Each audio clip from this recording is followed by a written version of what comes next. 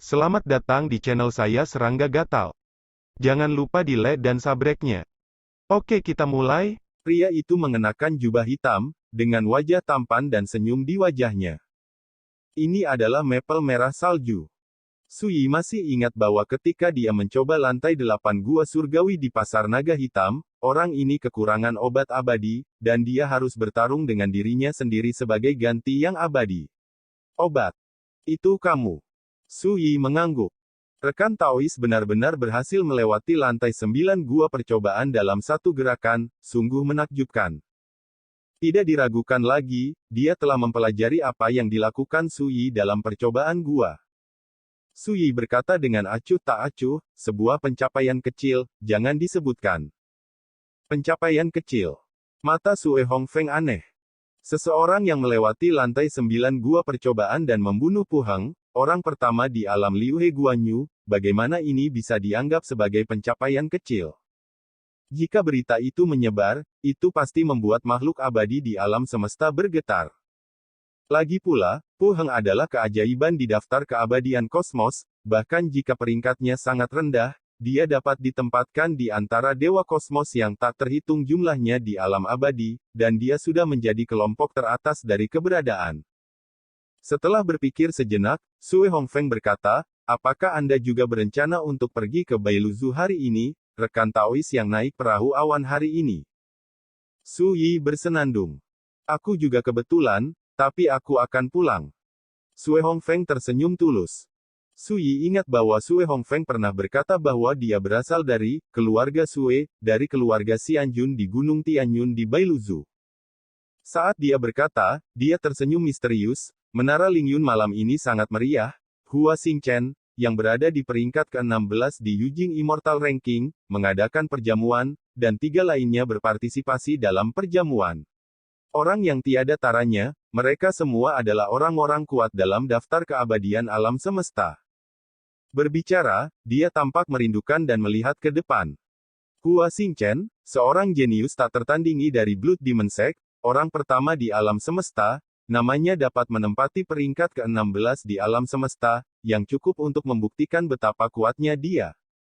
Dibandingkan dengan itu, dia juga merupakan karakter di peringkat abadi semesta, tetapi Pu Heng, yang mati di bawah tangan Sui, jauh dari sebanding dengan Hua Xingchen. Sui menggelengkan kepalanya dan berkata, tidak tertarik. Dia benar-benar tidak tertarik dengan pesta seperti itu. Jika tidak ada yang lain, saya akan pergi dulu. Sui berkata, dan pergi bersama Fang Han. Itu benar, seorang pemuda yang dapat dihormati oleh Xingyu Xianjun, secara alami memiliki banyak asal, dapat dimengerti untuk membenci perjamuan seperti itu. Jalan rahasia Sue Hongfeng. Dia mendengar para tetua klan berbicara tentang apa yang terjadi di ruang sidang. Pada saat itu, setelah membunuh Pu Heng, Sui mengatakannya dengan bermartabat di depan Li Songfu, tetua Liu Heguan. Pada akhirnya, Sui tidak perlu mengambil tindakan, Xingyu Xianjun secara pribadi maju untuk membantu menyelesaikan badai seperti itu. Tuan tersembunyi seperti itu paling cocok untuk menjadi teman. Dalam perjalanan ke Bailuzu, kamu harus bersamanya. Sue Hongfeng memutuskan secara rahasia. Sebagai ruang yang paling umum, perabotannya lusuh, dan areanya tidak besar, membuat orang merasa sempit. Sui tidak peduli.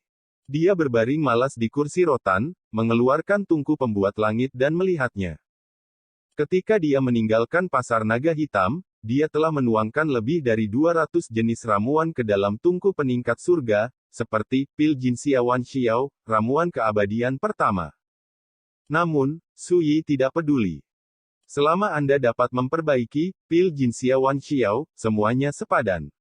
Saat ini, Heaven Repairing Furnace sedang melebur obat-obatan peri itu. Ketika kesadaran Sui menembus ke dalamnya, lampu peri ungu di Heaven Repairing Furnace terjalin, dan sebaris kata tertulis. Dalam 3 hari, pil Jinxia Wan Xiao akan disempurnakan. Pada saat itu, Anda membantu saya melindungi hukum, dan saya akan melawan bencana Chengdan. Sui tertawa, tungku obat yang lahir dalam kekacauan dunia abadi ini jelas telah memulihkan garis kesadaran, menjadi lebih spiritual dari sebelumnya. Bekerja keras, saya akan membentuk kembali artefak untuk Anda di masa depan. Sui mengangkat tangannya dan mengetuk tungku penambah langit dengan ringan. Harta bawaan yang ajaib ini terkena bencana di zaman keabadian. Meskipun akhirnya melarikan diri dari dunia abadi, vitalitasnya rusak parah, dan bahkan roh artefak hancur. Sekarang, ini hanya masalah kesadaran. Di langit memperbaiki tungku, cahaya peri ungu terjalin, dan dia menulis baris berikutnya, "Oke. Selama kamu dapat membentuk kembali tubuh spiritual untukku, biarkan aku memperlakukanmu sebagai leluhur." Sui tampak aneh. Hanya dengan melihat kalimat ini, dia tahu bahwa Heaven Patching Furnace tidak percaya bahwa dia memiliki kemampuan untuk membantunya membentuk kembali semangat artefak. Namun, dia tidak mengatakan apa-apa. "Hei, aku ingin berbelanja di jalan dan membeli sesuatu." Tiba-tiba, Fang Han, yang telah duduk di sana, membuka mulutnya. "Apa yang harus dibeli?" Sui terkejut. Fang Han berkata dengan marah, "Apa yang harus saya beli? Apakah saya harus melapor kepada Anda?" Berbicara, bocah itu bangkit dan keluar. Sui menggosok alisnya. Fang Han memiliki energi yang keras kepala dan kejam, dan penjagaannya terhadap dirinya sendiri belum dihilangkan. "Apakah Anda butuh uang?" Sui bertanya. "Tidak perlu." Fang Han tidak menoleh ke belakang, dan sosoknya menghilang dengan cepat.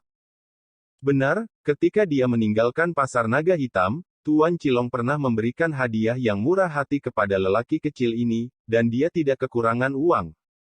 Sui berhenti memikirkannya dan mulai bermeditasi. Sekarang, kultivasinya telah mencapai tingkat kesempurnaan. Jalan yang dikuasai oleh satu tubuh juga telah mencapai kesempurnaannya. Saat ini, hanya ada satu kesempatan tersisa untuk membuktikan jalan keabadian. Sui punya firasat bahwa hari ini akan segera datang. Saat hari semakin larut, Fang Han keluar dari toko. Bocah itu menghela napas panjang, matanya cerah. Periode waktu ini seperti mimpi baginya. Awalnya, dia ditangkap sebagai budak dan dikirim ke pasar naga hitam seperti ternak untuk dijual. Tapi ketika Sui muncul, semuanya berubah. Menjadi tidak nyata. Immortal King Wei yang cantik dan agung, seperti seorang kakak perempuan, dengan hati-hati mengajarinya berlatih dan menjaga kehidupan dan kehidupannya sehari-hari. Meskipun Sui sangat bangga dan suka berbicara retoris, dia berani mengkritik para dewa secara sewenang-wenang, tetapi tidak peduli apa, dia memiliki keterampilan nyata dan tidak pernah memperlakukannya dengan buruk. Bahkan ketika dia meninggalkan pasar naga hitam, Dao Jun Cilong memberinya hadiah besar. Semua ini membuat pemuda yang sejak kecil menderita pergolakan klan dan mengalami kemunduran dan penghinaan tanpa akhir, masih memiliki kesurupan seperti mimpi. Pemikiran untuk kembali ke Bailuzu kali ini membuat hati pemuda itu menjadi jauh lebih ringan. "Kakak, ketika saya menemukan Anda, saya harus memberi tahu Anda tentang pengalaman ini. Saya yakin Anda dapat membantu saya mengidentifikasi apakah Sui benar-benar orang yang baik." Fang Han diam-diam berpikir. Saat malam tiba, jalanan menjadi terang seperti naga. "Saya sudah pergi selama 2 jam, dan saya tidak tahu apakah orang itu akan khawatir melarikan diri." Bocah itu mengencangkan jubahnya dan bergegas menuju kediaman. Tiba-tiba, ada sosok yang menghalangi jalan di depan. "Teman kecil, kita bertemu lagi." Fang Han membeku di dalam hatinya dan berkata, "Siapa kamu?" Saat dia berbicara, dia mundur beberapa langkah. Jinpao Parubaya menyeringai dan berkata, "Sejak Anda naik kapal awan, kursi ini telah memperhatikan Anda dan telah menunggu secara rahasia. Sekarang, ayo pergi dengan kursi ini." Ketika suara itu terdengar, mata birunya bersinar dengan kilau aneh, seperti pusaran, menatap Fang Han. Untuk sesaat, Fang Han terkejut, matanya menjadi kusam, dan dia mengangguk seperti boneka. Jubah emas setengah baya melangkah maju dan menekannya di bahu Fang Han, jari telunjuknya menusuk daging dan darah bahu bocah itu seperti pisau, dan gumpalan darah segar segera mengalir keluar. Jubah emas setengah baya mengangkat jari telunjuknya yang berlumuran darah, memasukkannya ke dalam mulutnya dan membekapnya, dan kemudian ekspresi kegembiraan muncul di mata birunya, dan dia bergumam, "Tuhan tolong aku juga, tentu saja dia adalah keturunan berdarah murni dari ras roh Biki." Dari awal hingga akhir, Fang Han berdiri di sana, seolah-olah dia telah kehilangan jiwanya, dan tidak bereaksi sama sekali. Penatua, apakah Anda perlu menanyakan tentang detail orang di samping putra ini? Seorang pria berpakaian hitam melangkah maju dan bertanya dengan suara rendah. Maksudmu pemuda yang tidak memiliki fluktuasi dalam kultivasinya? Tidak, usia tulangnya hanya sekitar 20 tahun. Kamar tamu, pada pandangan pertama, bukanlah orang yang kuat. Jinpao setengah baya mengatakan ini, dan hatinya entah kenapa tidak stabil. Dia mengerutkan kening dan berpikir sejenak, lalu berkata, lupakan saja, aku akan membawa lelaki kecil ini untuk kembali ke tuan muda dulu, kamu bisa menyentuh kartu truf orang itu, mengerti? Ingat, sebaiknya jangan mengagetkan ular. Jika ada kecelakaan, lakukan dengan bersih dan hilangkan dari Cloud Ship sepenuhnya, mengerti? Iya. Pria berbaju hitam itu mengambil alih komandonya. Pria parubaya berjubah emas membawa Fang Han dan dengan cepat menghilang ke jalan yang ramai. Menara Lingyun. Paviliun teratas di kapal awan setinggi 9 lantai. Pada saat ini, di sebuah istana megah di lantai atas Menara Lingyun, sebuah perjamuan sedang berlangsung. Duduk di kursi utama tengah adalah seorang pria dengan jubah ungu dan mahkota batu giok dan sabuk emas di pinggangnya. Hua Xingchen. Taoismenya menakutkan dan statusnya terhormat. Bahkan jika makhluk abadi di dunia ada di depannya, dia harus sopan dan tidak berani tidak sopan. Perjamuan hari ini diselenggarakan oleh Hua Xingchen. Selain Hua Xingchen, ada 3 tokoh top lainnya yang juga berada di Cosmos Immortal Ranking, 2 pria dan 1 wanita, masing-masing dengan asal-usulnya sendiri. Dan orang lain di sini juga kaya atau mahal. Sue Hongfeng juga ada di antara mereka, dan kursinya sangat tinggi, hanya di bawah 3 sosok teratas di alam semesta, 2 pria dan 1 wanita. Semua orang terkejut dan tertawa. Di antara mereka, yang paling menarik adalah Hua Xingchen. Bahkan Snow Red Maple juga sering bersulang untuknya. Tiba-tiba, seorang budak tua bergegas mendekat dan berkata di telinga Hua Xingchen. Tuan muda, Penatua Yue telah kembali, dan dia juga telah membawa kembali seorang anak kecil dari ras spiritual bier. Malam tiba dan lampu menyala. Lampu di kamar seperti kacang. Suyi bangun dengan tenang dari meditasi, sedikit mengernyit. Fang Han, kenapa dia belum kembali? Dong dong dong. Ada ketukan di pintu. Suyi bangkit untuk membuka pintu, dan melihat seorang pria berbaju abu-abu dengan nafas yang kuat berdiri di luar pintu. Pria berbaju abu-abu itu mengepalkan tangannya sedikit dan berkata, saya adalah diaken di kapal awan, dan saya memiliki sesuatu untuk ditanyakan kepada para tamu. Suyi berkata bicaralah. Pria berbaju abu-abu itu berkata, ini sangat sederhana. Kami menerima berita bahwa ada beberapa setan yang tidak sedap dipandang di kapal, jadi kami harus mengunjungi dan memeriksanya satu per satu. Suyi mendengus dan berkata, bagaimana cara memeriksanya? Pria berbaju abu-abu mengeluarkan piring perunggu dan berkata, ini adalah lempeng spiritual, Anda hanya perlu meletakkan telapak tangan di atasnya. Suyi melihat lempeng surga spiritual dan meletakkan tangannya di atasnya. Cakram Lingtian menunjukkan fluktuasi yang aneh, dan sebuah penunjuk di permukaan tiba-tiba menunjuk ke arah yang ditandai dengan kata, Juxia. Ternyata yang mulia adalah seorang kultivator Juxia Realem, sangat menyebalkan. Pria berbaju abu-abu itu meletakkan piring spiritualnya dan berbalik. Suyi melihat orang lain pergi sebelum berbalik dan kembali ke kamar. Lampu sisa seperti kacang, dengan cahaya berbintik-bintik dan bayangan. Meskipun ruangan sederhana ini ditutupi dengan kekuatan terlarang, itu masih tidak dapat menghentikan keributan dari pasar perahu awan. Suyi mengeluarkan sepanci anggur, menyesapnya, lalu mengambil langkah acak dan menginjak bayangan di dalam ruangan. Lepaskan. Suara minuman rendah terdengar, sesak napas.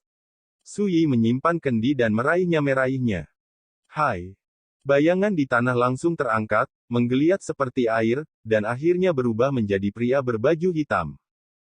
Dia tampak terkejut dan berkata, apakah kamu benar-benar berkultivasi di alam siak-sia? Suyi berkata keabadian magis di tengah alam semesta, tetapi menyelinap ke kamarku dengan trik yang tidak sedap dipandang, apa yang dia coba lakukan? Pembunuhan, mencuri, memata-matai berita. Pria berbaju hitam itu tampak muram untuk beberapa saat, dan berkata, karena kamu sudah melihatnya, tolong. Sui mengangkat tangannya dan memotong satu lengan pria berbaju hitam itu, darah tumpah seperti air terjun. Sui tampak acuh tak acuh seperti sebelumnya, dan berkata dengan lembut, aku bertanya padamu, kamu hanya perlu menjawabku. Di bawah bayang-bayang lampu, setengah dari sosoknya yang tinggi tertutup bayangan, dan separuh lainnya berada di bawah cahaya, menambah suasana misterius dan menakutkan. Pria berbaju hitam itu menyadari bahwa kali ini dia bertemu dengan pria tangguh. Dia berkata tanpa ragu, saya diperintahkan untuk datang ke sini untuk mencari tahu kartu Anda. Sui berkata, mengapa kamu ingin melakukan ini? Pria berbaju hitam itu terdiam. Sui mengusap ujung jarinya dan menebas lengan pria berbaju hitam itu lagi. Rasa sakit itu membuat wajahnya pucat dan keringat menetes dari dahinya. Kedua tangannya yang terpotong langsung berubah menjadi abu dan menghilang ketika jatuh ke tanah. Tiba-tiba, pria berbaju hitam menggertakkan giginya dan berkata, saya adalah diaken dari Sekte Setan Darah. Jika Yang Mulia membunuh saya, Anda tidak akan pernah meninggalkan kapal awan ini hidup-hidup. Sui berpikir, jadi, pria besar di belakangmu juga ada di kapal awan ini. Pria berbaju hitam itu menggigit kepalanya dan berkata, tidak buruk. Mata Sui dalam, dan nada suaranya tenang, aku akan bertanya padamu untuk terakhir kalinya, mengapa kamu melakukan ini? Pria bermata hitam itu berkedip, dan suaranya serak, ya, tapi kau harus melepaskanku dulu. Ledakan. Telapak tangan Sui mengerahkan kekuatan, dan tubuh serta jiwa pria berpakaian hitam itu langsung hancur, seperti pasir dan debu yang melayang di antara jari-jari Sui. Di ambang kematian, makhluk abadi dari alam semesta Blood Nether Dimensek ini tercengang. Tidak ada ruang untuk negosiasi. Saya khawatir terjadi sesuatu pada anak laki-laki itu, Fang Han. Bayangan lampu redup, dan ekspresi Sui berkedip. Dia tidak menunda, dia berjalan keluar ruangan dengan kendi di satu tangan. Berjalan santai seperti dulu, bahkan membawa pintu kamar. Hanya di kedalaman sepasang mata yang dalam, ada sedikit kilau dingin. Lingyun Building, di aula atas. Keturunan Bierling. Hua Xingchen tersenyum dan memerintahkan, biarkan Penatua Yue membawa orang. Iya. Pelayan tua itu menerima pesanan. Segera, seorang pria parubaya berjubah emas dengan mata cerah berjalan ke aula sambil tersenyum. Di belakangnya, Fang Han dengan ekspresi kusam dan mata kosong mengikuti. Saya telah melihat Tuan Muda. Pria parubaya berjubah emas itu tersenyum dan membungkukkan tangannya. Hua Xingchen mengangguk dan berkata, pria kecil itu adalah keturunan dari klan Biao Spirit yang kamu katakan. Roh binatang. Semua orang yang hadir terkejut, dan mata mereka tertuju pada Fang Han. Bagaimana dia? Sui Hongfeng tercengang dan menyadari bahwa Fang Han adalah pemuda yang mengikuti Sui. Bagus. Pria parubaya berjubah emas itu tersenyum. Dia mengambil mangkuk giok bersih dari perjamuan dan datang ke Fang Han. Ujung jarinya seperti pisau, dan dia menariknya keluar di antara jari Fang Han. Leher sebuah lubang, ketika darah menyembur keluar, segera ditangkap oleh jubah emas setengah baya dengan mangkuk batu giok. Semangkuk penuh darah dicurahkan, dan jubah emas setengah baya menghentikan tangannya, mengangkat mangkuk giok, melihat sekeliling, dan berkata, ada keributan di lapangan, dan semua orang membicarakannya. Jinpao setengah baya melangkah maju dan menyerahkan mangkuk giok dengan kedua tangan kepada Hua Xingchen, yang sedang duduk di kursi tengah, Tuan Muda, tolong lihat. Hua Xingchen menunjukkan ekspresi kegembiraan, dan berkata, ya, itu bagus, saya pikir ras roh Biao sudah mati, tetapi saya tidak pernah berpikir bahwa saya bisa bertemu satu hari ini. Ini benar-benar Tuhan membantuku. Jinpao parubaya tersenyum dan memuji, dengan garis keturunan pria kecil ini, dia tidak akan khawatir tidak bisa berlatih, sihir menelan langit. Ada keributan di lapangan, dan banyak orang terlihat iri. Menelan gudang. Itu adalah salah satu dari 3 kitab suci Tao tertinggi dari Blood Underworld Dimensek. Tidak sulit untuk memasuki dunia Raja Peri di masa depan. Turunkan dia. Hua Xingchen memesan. Iya. Jubah emas setengah baya berbalik dan datang ke Fang Han, dan hendak pergi.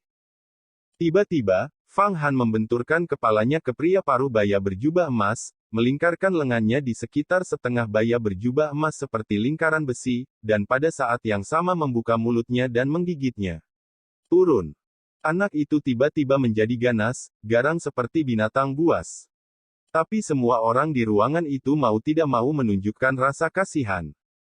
Seorang pria kecil yang baru saja menginjakkan kaki di jalan spiritual, masih ingin menyerang peri. Impian. Benar saja, saat berikutnya aku mendengar ledakan, Fang Han sangat terkejut hingga dia terbang terbalik, dan jatuh lebih dari 10 kaki jauhnya, batuk darah dari bibirnya. Adegan ini membuat penonton tertawa terbahak-bahak. Jin Pao setengah baya melangkah maju, meraih Fang Han seperti ayam, dan menamparkan tangan lainnya langsung ke wajah bocah itu. Ditampar. Pipi bocah itu merah dan bengkak, dan rambutnya acak-acakan. Tapi matanya tajam dan dingin, dan dia menatap jubah emas setengah baya, penuh kebencian. Penampilan itu membuat Jin Pao setengah baya merasa tidak nyaman untuk sementara waktu, dan mengangkat tangannya untuk menyerang. Berhenti. Sue Hongfeng menamparkan meja. Penonton terdiam dan semua orang terkejut. Rekan Taoi Sue, apakah Anda kasihan pada pria kecil itu? Seorang pria berbaju biru bertanya dengan lucu.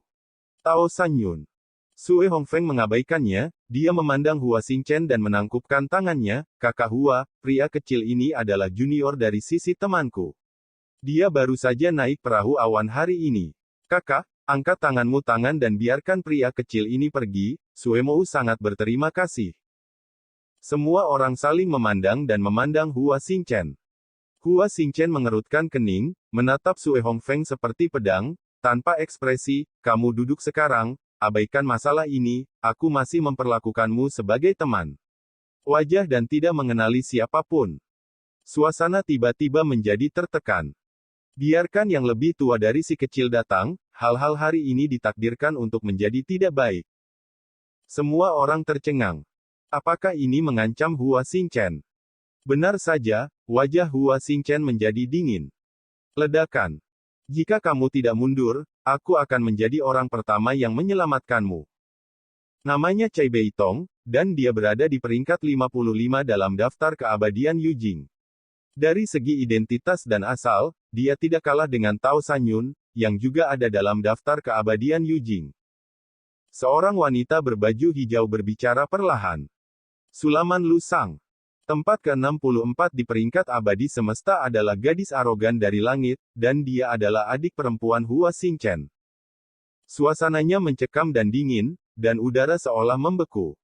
Di alas tengah, mata Hua Xingchen seperti es, dan kekuatannya luar biasa. Di tengah aula, pria parubaya berjubah emas memegang Fang Han di satu tangan, mencibir di sela-sela. Tetapi pada akhirnya, dia menggertakkan giginya dan berkata seolah-olah dia akan keluar dari jalannya, pria kecil itu, aku harus menyelamatkan hidupku. Jika kamu tidak ingin menimbulkan masalah, Anda sebaiknya tidak menghentikannya. Ruangan itu sunyi. Aku hampir curiga, Sue Hongfeng gila. Dalam keadaan seperti itu, apa yang dia gunakan untuk melindungi si kecil dari Billing Spirit? Lucu. Karena kamu harus mempermalukan dirimu sendiri, aku akan memenuhimu. Hua Xingchen berkata dengan wajah tanpa ekspresi, Saudara Cai, pergi dan potong kaki Sue Hongfeng dan buang dari menara Lingyun.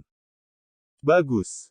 Cai Beitong, yang mengenakan jubah Cina, setuju dengan gembira dan berdiri. Dia berjalan keluar dari kursi dan berjalan ke arah Sue Hongfeng dengan senyum main-main dan menghina di wajahnya. Sekian dulu dari Mimin. Terima kasih.